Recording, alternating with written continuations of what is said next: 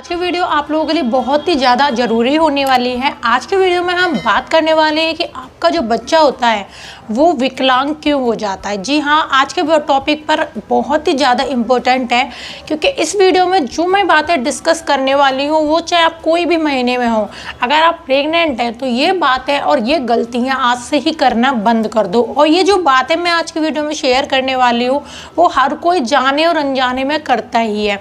तो आज की वीडियो आप लोगों को पूरी एंड तक देखनी है, और जो लोग हमारे चैनल पर नए आए हैं वो चैनल को सब्सक्राइब करें, शेयर करें और कमेंट करना बिल्कुल भी ना भूलें, क्योंकि इस पर नोटिफिकेशन बेल ऑन करने से जैसे ही मैं वीडियो अपलोड करूँगी आप लोगों तक तुरंत पहुँचेगी। और चाहे तो आप मुझे नीचे कमेंट करके कुछ भी पूछ सकते हैं।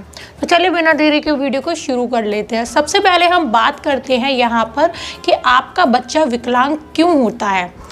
दोस्तों देखिए, कोई भी इंसान नहीं चाहता कि उसका जो शिशु है, गर्भ में बच्चा पल रहा है, वो विकलांग हो या फिर उसको किसी भी तरह की परेशानी हो।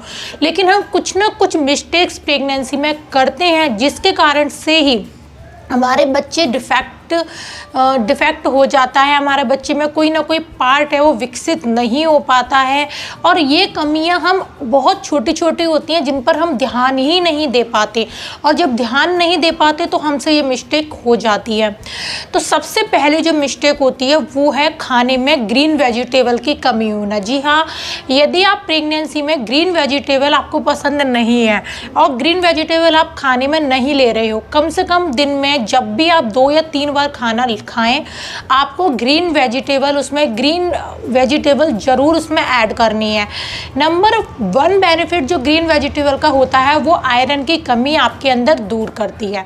दोस्तों आप लोगों को पता ही होगा कि हमारे शरीर में जो आयरन होता है वो हीमोग्लोबिन बनाता है, जिसके कारण से हमारा जो ब्लड है वो हमारे पूरी बॉडी में, आपको पता ही है कि 80% हमारे शरीर में ब्लड होता है, पानी होता है। और अगर आपके शरीर में आयरन की ही कमी होगी तो आप समझ सकते हो कि आपके शरीर में खून की कमी हो जाएगी। और आपको ध्यान रखना है कि आयरन, अगर आप ग्रीन वेजिटेबल बना रहे हो तो आप आयरन की कढ़ाई या आयरन के ही कोई बर्तन लेकर बनाएं जिससे उसमें आयरन की मात्रा और भरपूर बढ़ जाए। क्योंकि यदि आप नॉन स्टिक या सिल्वर के बर्तन में बनाते हो तो उसकी जो आयरन की क्षमता होती है वो कम हो जाती है। इसीलिए अगर आप आयरन का कोई भी चीज़ बनाना चाह रहे हो, ग्रीन वेजिटेबल बनाना चाह रहे हो, तो आयरन के ही सामान को यूज़ करें।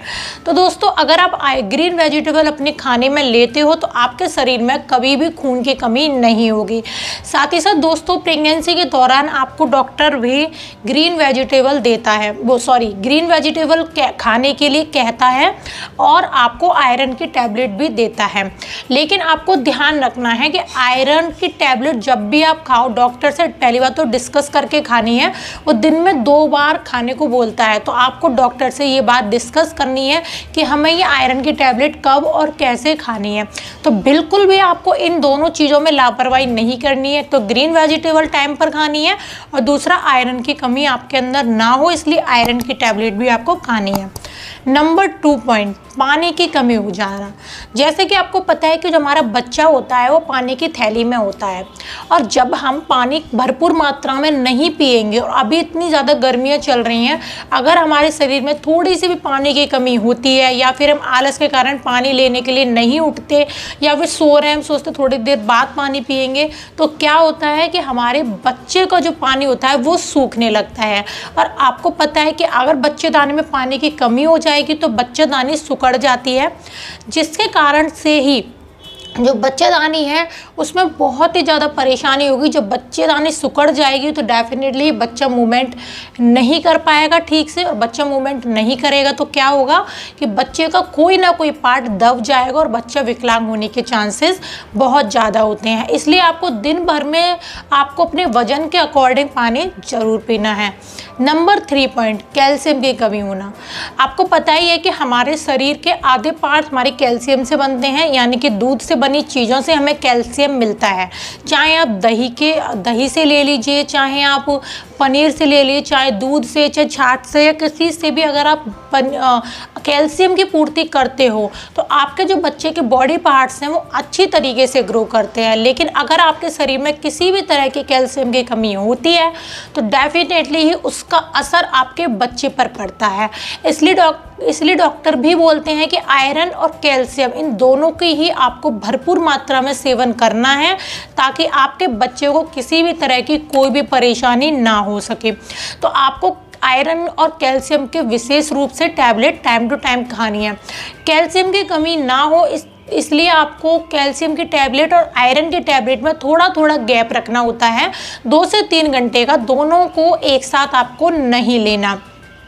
नंबर 3 कि ये जो कैल्शियम होता है, कैल्शियम से सिर्फ हमारे बोन्स ही नहीं, हमारे बाल, हमारे नाखून, ये सब भी बनते हैं। इसलिए कैल्शियम सिर्फ हमारे हड्डियों के लिए नहीं, पूरे बॉडी के लिए बहुत ज़्यादा ज़रूरी होता है। अब बात करते हैं प्रेगनेंसी में कि हमें और वेजिटेबल्स होती हैं या फिर ऑयली चीज़ें होती हैं वो खानी चाहिए या नहीं खानी चाहिए। सबसे पहले हमें सी फूड नहीं खाना है दोस्तों। ये हमारी प्रेगनेंसी में सी फूड हमारे लिए काफ़ी ज़्यादा हार्मफुल होता है।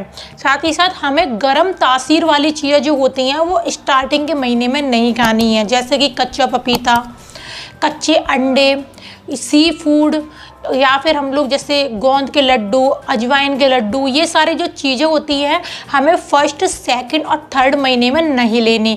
इससे क्या होता है, मिसकैरेज के चांस बन जाते हैं, क्योंकि बहुत ज़्यादा इनकी तासीर गर्म होती है, जिसके कारण से बच्चे पर बहुत ही ज़्यादा इफ़ेक्ट पड़ता है। इसलिए गाइस आपसे रिक्वेस्ट है कि इन चीज़ों को अवॉइड करें। अब बात करते हैं 5th पॉइंट की।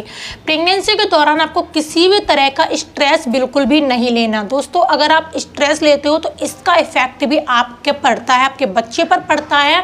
और जब भी आपके बच्चे पर इसका इफेक्ट पड़ेगा स्ट्रेस का, तो हो सकता है कि उसकी जो कैचिंग पावर है या फिर उसका जो ब्रेन है वो डैमेज हो जाए, या फिर उसका जो ब्रेन है उसकी जो लर्निंग पावर है वो कम हो जाए।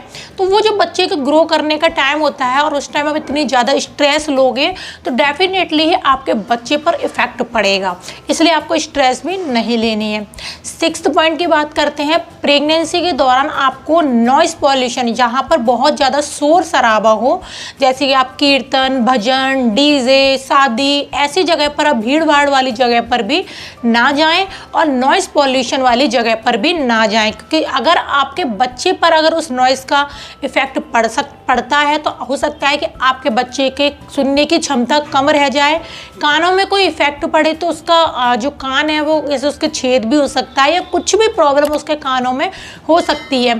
तो आपको इस बात का ध्यान रखना है प्रेगनेंसी में कि आपको नॉइज़ पॉल्यूशन वाली जगह पर आपको नहीं जाना है प्रेगनेंसी के दौरान। सो गाइज़ ये जो कुछ टिप्स थी जो आपको डेफिनेटली फॉलो करनी है। साथ ही साथ आपको जहाँ पर एयर पॉल्यूशन बहुत ज़्यादा होता है, जैसे कि बहुत सारे लोग फैक्ट्रियों के पास रहते हैं, बहुत सारे लोग बड़ी बड़ी सिटियों में रहते हैं, अगर आप ऐसी जगह रह रहे हो जहाँ पर एयर पॉल्यूशन बहुत ही ज़्यादा है तो क्या करें, आप ऐसी जगह को कुछ टाइम के लिए छोड़कर आप अपने होम टाउन, अगर आप होम टाउन है जहाँ पर पीसफुली एरिया है, जैसे आप गांव में, आप गांव से बिलोंग करते हो तो कुछ समय के लिए आप गांव जा सकते हैं, कुछ समय के लिए अपनी मम्मी के यहाँ जा सकते हैं, ताकि जो एयर पॉल्यूशन का इफेक्ट है जिसमें इतनी ज़्यादा हार्मफुल गैसेज होती हैं वो बच्चे पर इफेक्ट ना पड़े, क्योंकि उससे आपके बच्चे के लंग्स पर इफेक्ट पड़ सकता है, बच्चे को ब्रीथ लेने में प्रॉब्लम हो सकती है, बच्चे के लंग्स कमज़ोर हो सकते हैं। तो उन सब का इफेक्ट आपके बच्चे पर ना पड़े इसलिए आप होम टाउन भी अपने जा सकते हो या अपने मायके भी आप जा सकती हो। तो ये जो बातें मैंने आज की वीडियो में बताई हैं, ये वीडियो बहुत ही ज़्यादा नेसेसरी है और ये बातों का आपको बहुत ही ज़्यादा ध्यान में रखना है। अगर मैंने इस वीडियो में कुछ पॉइंट्स छोड़ दिए हैं तो आप मुझे नीचे कमेंट कर सकते हो। हम मिलते हैं कल एक और अच्छी सी न्यू वीडियो के साथ, तब तक के लिए बाय, टेक।